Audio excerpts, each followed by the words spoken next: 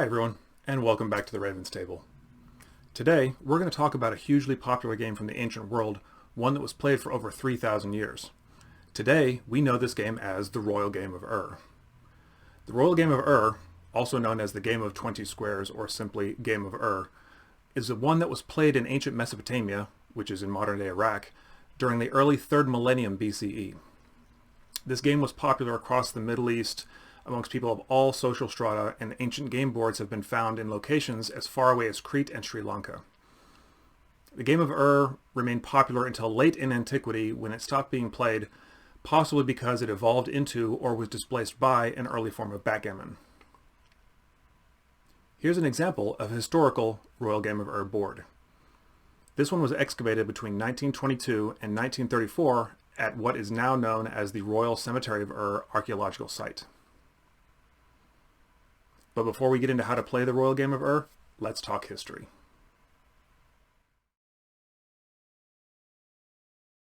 So this game received the name Royal Game of Ur because it was rediscovered in the Royal Cemetery of Ur between 1922 and 1934 by English archaeologist Sir Leonard Woolley during his excavations there. But since that time, copies of the game have also been found by other archaeologists across what we now call the Middle East. However, even though we have many archaeological finds and references to this game, we still do not know its original name. Partial rules for this game, as it was played in the 2nd century BCE, were preserved on a Babylonian clay tablet written by the scribe Iti Marduk Balutu. In addition to one version of the rules, it also contained phrases of superstitious significance and vague predictions for the future if they were to land on certain spaces. These were phrases such as, "You will find a friend," or "You will become powerful like a lion," or even, "You will draw a fine beer." Seemingly random events, such as landing on a certain square, were interpreted as messages from deities, ghosts of deceased ancestors, or even from a person's own soul. Based on this tablet and the shape of the game board, archaeologists and game theorists have reconstructed the basic rules of how the game was likely played. However, differences of opinion and translation have resulted in multiple interpretations of these rules. But the person most credited for rediscovering how the Royal Game of Ur was played is a man named Irving Finkel, who is currently the assistant keeper of ancient Mesopotamian script, languages, and cultures in the Department of the Middle East in the British Museum. So now let's take a look at some boards and accessories that have been rediscovered by archaeologists. British archaeologist Sir Leonard Woolley discovered 5 game boards, one of which is seen here, during his excavation of the Royal Cemetery at Ur between 1922 and 1934. All of these boards have been dated to about 3000 BCE. This specific board had one interesting feature in that it contained an integrated drawer where the game pieces and dice could be stored when not in use. This graffito version of the game was discovered on one of the gate sentinels from the palace of Sargon II, who was a king of the Neo-Assyrian Empire from 122 BCE until his death in battle at 705 BCE. It is currently on display at the British Museum. This is the cuneiform clay tablet scribed by Iti Marduk Balutu mentioned earlier. It was discovered in the 1880s and describes one version of the rules for the Royal Game of Ur. The scribe states that this is an advanced version of the game, making assumptions that the reader already knows the rules of the standard game. Irving Finkel used this tablet, as well as photos of another that was unfortunately destroyed in World War I, to determine at least one way that the game was played. This tablet is currently on display at the British Museum and has been dated to 177 BCE. But at some point, this game fell out of popularity in the Middle East, with the most likely explanation being that the game evolved into what we now call backgammon. But before it was completely forgotten, it was introduced to the Indian city of Kochi by a group of merchants. Members of the Jewish population of Kochi were still playing a recognizable form of the Game of Ur, which they called Asha, by the time that they started immigrating to Israel in the 1950s after World War II. The game was still being played on a board of 20 squares, with the most significant difference being in the number of pieces that each player controlled. So now, let's have some fun and learn how to play the Royal Game of Ur.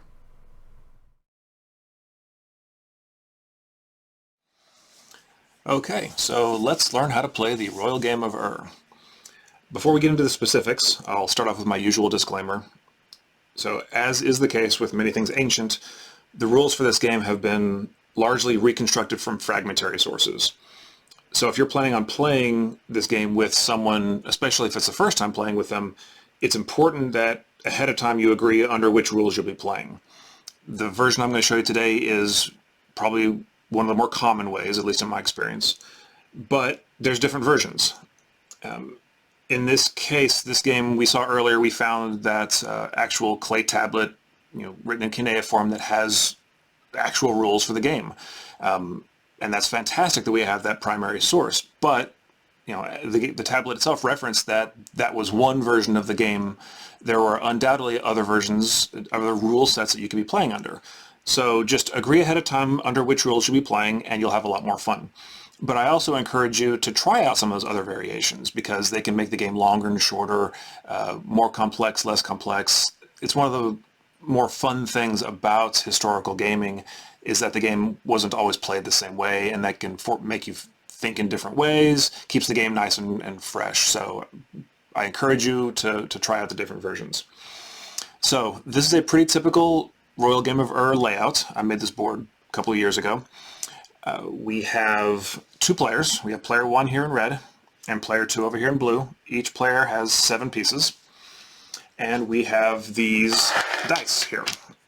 If you are a tabletop gamer or role-playing games, you'll recognize these as a standard 4-sided die. But there's no numbers on it, obviously. You just have these colored points or these non-colored points. Well, that effectively, since there's 2 colored points and 2 blank points, that makes this a 50-50 random generator. Well, you may ask, okay, well, if it's a 50-50 thing, why not use coins? Well, you absolutely can. That's completely legit. But the boards that were found on the archaeological digs came with dice that were shaped like this and marked like this. My personal suspicion is that since the boards that were found were incredibly intricate and obviously took a lot of care and time and artistic skill to create, the very wealthy individual who commissioned those games didn't want to just use coins like everybody else did. They wanted something that was fancy that they can kind of use to show off their wealth and their prestige. So they paid the artist to create these 4-sided dice for them, which if you think about 3,000 plus years ago, making something like this that was regular on all sides would have been very difficult to do. So it was a way for the owner of these games to kind of show off their wealth. Why play with plain old coins when you can have purpose-built dice? So we have 4 of these dice we're playing with here. So the objective of this game is for a player to get all of their pieces onto the board, traverse through the chosen path, and then to get off of the board. And the first person to get all their pieces off of the board is the winner. Okay, well, it sounds pretty simple, but you may ask, well, what is the path? Because the board doesn't lend itself to evidently showing what the path is. You should have all these different colored and icons on the board here. Well, there's different answers to that question. As you can see here, there are multiple paths that could be taken while playing. Generally speaking, the longer the path and the more that the path overlaps with the other player, the game will then be longer in length. So just bear in mind that as you're playing. If you want to play a quick game, choose a shorter path with less overlap. If you're wanting a longer game, pick a longer path with more overlap. And today, we're going to go with one of the simpler pathings, and this is the one proposed by Irving Finkel. So the players will, let's say we're talking about player 2 over here. The pieces will enter the board here, traverse through the path. They're going to go down to here, turn, go down this central corridor, and then turn again and exit the board right here. So your entrance and your exit are like right next to each other. And it's the same thing for player 1 over here. They enter the board here, go down, turn, go down the central corridor, turn again, and exit right there. So nice and simple. This particular path has a total of 14 spaces, and with 8 of those spaces being this central corridor, or what I call the battleground. Okay, why is that the battleground? Well, that's the place where the potential exists for pieces to collide. because one of the rules of this game is two pieces cannot occupy the same space. Full stop. Doesn't matter if it's your own pieces or yours and your enemy's pieces. It's one piece per space and that's it. So what happens when two pieces collide like that? Well, let's say we have a situation kind of like this. So if for whatever reason the player 2, and by the way, all pieces always move forward. You cannot move backwards, so always moving in the same direction. So if this piece goes and lands on this piece here, because they rolled a 2, what happens is they go 1, 2, stomp, kicks that piece off the board all the way back to start, and then they've taken its place. So pretty simple. So you may ask, how do you determine how many spaces to move? Well, that's where the dice come in. To determine the spaces you move, all you do is you count the colored points that end up facing up. So if you roll, and in this case we have 1, 2, 3 colored pieces up, points up, and then one blank one, so you rolled a 3. So very, very simple. No complicated math or anything to learn. So you've got 1 point up is a 1, 2 points up is a 2, 3 points up is a 3, and 4 points up is a 4. Nice and simple. So you may ask, okay, well, what happens if you roll no points up? Well, that's a 0, and you move 0 spaces. Effectively, you lose your turn. So nothing overly complicated. Okay, so let's talk about the spaces. So obviously there's a lot of complicated icons on these boards. And undoubtedly, back in the day, the different pictures meant different things would happen. But what you'll find nowadays is all the spaces are treated to be just normal spaces, except for these 5 flowers or rosettes. If somebody were to land on one of these rosettes, that has two things that can happen to it, or that has two outcomes. So let's say player 2 lands on that rosette. First off, that's a safe space, meaning that piece cannot be knocked off of it. So let's say we're looking at this situation, and it's player 1's turn, and they roll a 2. Well, normally you go 1, 2, stomp, kick it off the board, but in this case, you can't. That piece cannot be moved. So in this, let's say this is actually the board. There's only 2 pieces on the board. Since player 1 has no legal move, they effectively lose their turn. Because in this game, if you have a legal move, you have to take it, even if it's one that you might not think is wise strategically. If you have a move, you just have to take it. But if you have no legal moves, you lose your turn. Okay, so that's point 1 for these rosettes. Point 2 is when you land on them, you get to roll the dice again. So you get a bonus roll. And you don't have to apply the second roll to the same piece. You could say, let's say we rolled and we landed on there, and player 2 rolls the dice. In this case, they got another 2. They could choose to 1, 2, move that one ahead, or they could 1, 2, and move a new piece onto the board. So just know that you don't have to apply the second roll to the same piece. So the objective of the game, like I said, is to get all your pieces off the board. So in this case, whichever person gets all their pieces off the exit first, all 7 pieces off the board, wins. Nice and simple, nothing overly complicated. So let's play for a bit and show how this game is actually played. One other thing I forgot to mention, to get a piece off of the board, you have to roll exactly. So if you have player 1 has a piece there, they have to roll 1, 2 to get off. If they roll a 3, no good. They roll a 1, they could move ahead 1 piece or 1 space, but just know you have to roll exactly to get off of the board. Okay. And by the way, there's no splitting of your roll. You can't, if you roll a 3, you can't apply 1 to one piece and 2 to another. They also have to be applied to the same piece. Okay, so let's start and say player 1's going to roll. Okay, player 1 got a 1, so they're going to go right there. Player 2 also got a 1. Player 1 got a 2. So we can move this one ahead by 2, or we can move a new piece on. Let's just do that. Player 2 got a 2. They are instead going to go 1, 2, and focus on getting that piece ahead. Player 1 got a 1. Well, in this case, there's only one legal move. You can't move one piece on a single space. This piece can't move to there because they can't share spaces, so in this case, the only thing you can do is that. Player 2 got a 3. 1, 2, 3. So player 2 is on the battleground and now is at risk for getting stomped, because if player 1 rolls a 1, 2, 3, they could stomp it and kick it off the board. So player 1 is hoping for a 3 at this point. And look at that, player 1 got that 3. So 1, 2, 3, stomp, boom, get off the board, all the way back to home. All right, player 2 is a little annoyed, but you know, the way the game goes. Player 2 got a 2, 1, 2, onto the board.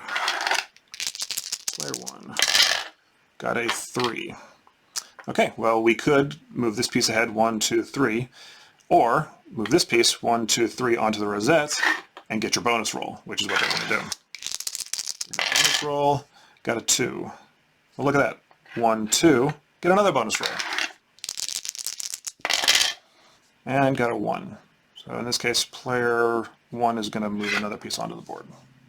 Okay, player 2 got a 3.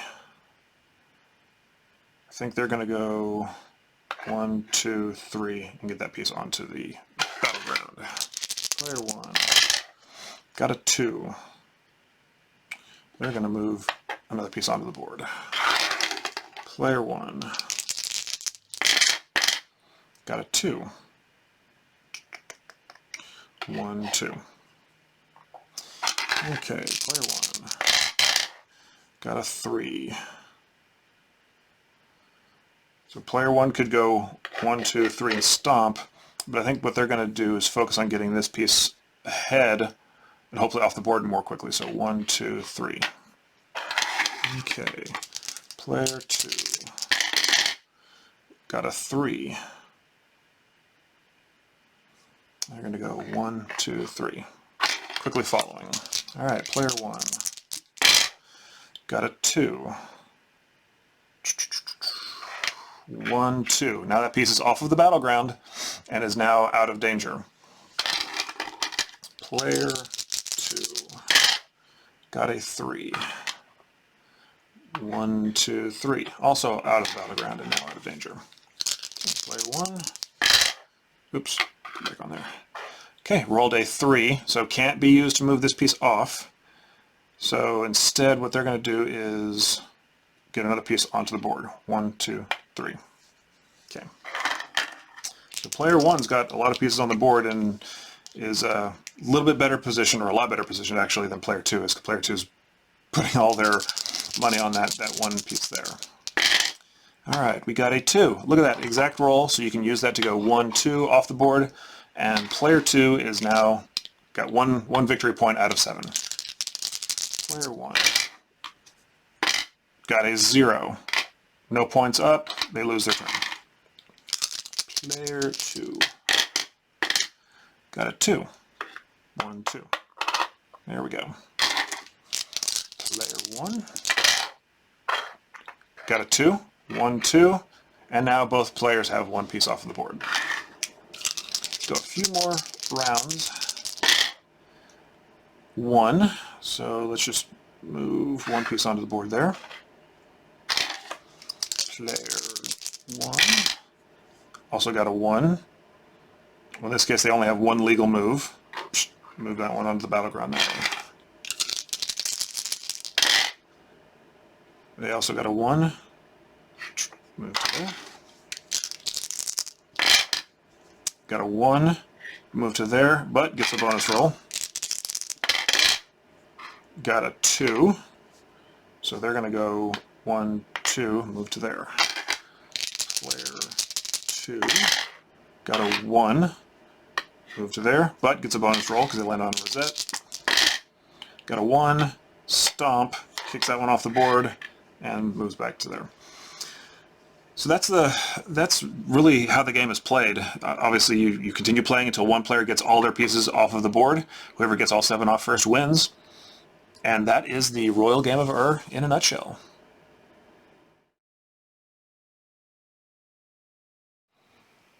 Okay, so let's talk about some of the variations that I've seen when it comes to playing the Royal Game of Ur. First thing I'll say is, remember we talked about earlier where 2 pieces cannot share the same space, full stop. Well, the variation I've seen on that is that applies to everything except the rosettes, where instead let's say there's a situation we're looking at and player 1 rolls a 2, instead of going, like they can't go 1, 2 and stomp because it's safe and you can't move it. Instead of effectively player 1 losing their turn, they're allowed to share that space with player 2. So it's still safe, meaning player 2 can't be kicked off the board. It's just multiple people can be on that same space, and you still get your bonus roll. So that's one way that I've seen that played. Another way that I've seen played, which is kind of fun, if you go back and you look at the pieces that were found along these boards, they were all very flat. Well, to me that says they possibly were meant to be stacked. So if you're allowed to stack your pieces, what does that mean? Well, if you think about it, these glass stones, since they're round on top, don't stack very well. But like, let's say we're here, you roll a 2, 1, 2, that you're allowed to stack your own pieces onto a board like that. So theoretically, that means you could stack up to 7 pieces on the same space, as long as they're your own. You can't stack on top of your opponent's, obviously.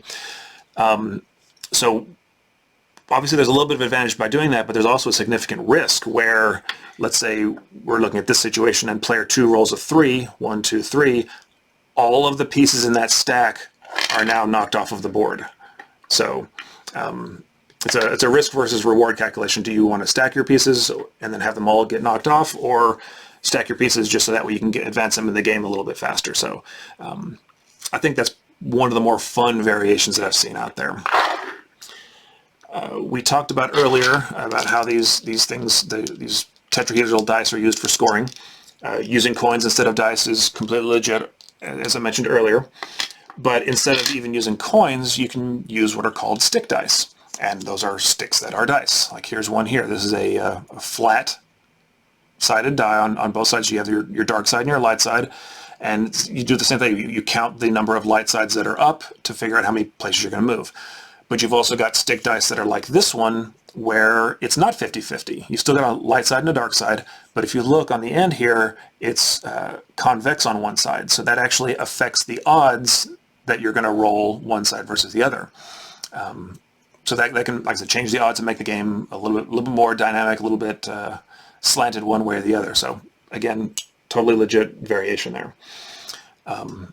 There's also variation on the number of dice that you played with. There's a gaming author named Robert Charles Bell who says that you should play with 3 dice instead of 4, and the points up mean different things. What he says is if you roll 0 points up, you move 4 spaces ahead, but you also get another roll. If you roll 1 point up, you move 0 and you're done. If you roll 2, you move forward 1 and get another throw, and if you roll 3, you move forward 5 and get another throw. So that's the way that he plays the game. You're free to invent whatever scoring system you like when it comes to your dice. I've seen it where in order to get a piece onto the board, you have to roll a specific number. So like, for example, you could say that in order to get a piece onto the board, you had to roll maybe a 0. So in that case, the 0 is not always bad. Meaning a 0, you couldn't use it for purposes of movement, but you can spend that 0 to get a piece onto the board. The reason I think that's a valid variation is that this game is a descendant of an earlier game called Mehen, where in that game you have to roll a specific number to get a piece onto the board. By the way, we've got a video for Mehen already uploaded onto the channel, so feel free to go check that one out. It's a lot of fun as well. Also, we mentioned earlier where all of the spaces are exactly the same except for the 5 rosettes. Well, you've also got all these really cool icons on the board, and undoubtedly in period those icons meant something. We just don't necessarily know what that was. But if you want to make your own rules that say, like, okay, well, if you land on these 2 spaces with the 4 dice on them, that means one thing. Like maybe if you land on it, you're sent backwards 3 spaces or 2 spaces or something like that. Or if you land on these ones here with the eyeballs, that something else happens. I mean, feel free to create your own rules. I think that can make the game a lot of fun. And then, obviously, earlier I briefly mentioned that there are variations on the path that you travel through this board. The version we played today had a path length of 14. This version here has a path length of 16. This variation here has a path length of 27, and this version here has a path length of 20. But there are obviously other paths that you could choose to take. Just make sure that you agree upon which one you're going to play with your opponent. But just remember that the longer the path, the longer the game's going to be, and the more battleground spaces, again, the longer the game will be. So those are the variations I'm aware of. If you have one of your own, please feel free to leave a comment below. I'd love to hear about them. So that's it for today's look into the royal game of Ur. If you look in the video description below, there's a link to instructions on how to play, as well as a printable game board. If you have any questions, please feel free to leave a comment below, or if you have suggestions for future video topics, I'd love to hear those as well. Be sure to stay subscribed for more videos looking into gaming history, as well as how you can make your own games and accessories. So until next time, I wish you luck and look forward to seeing you again at the Raven's Table.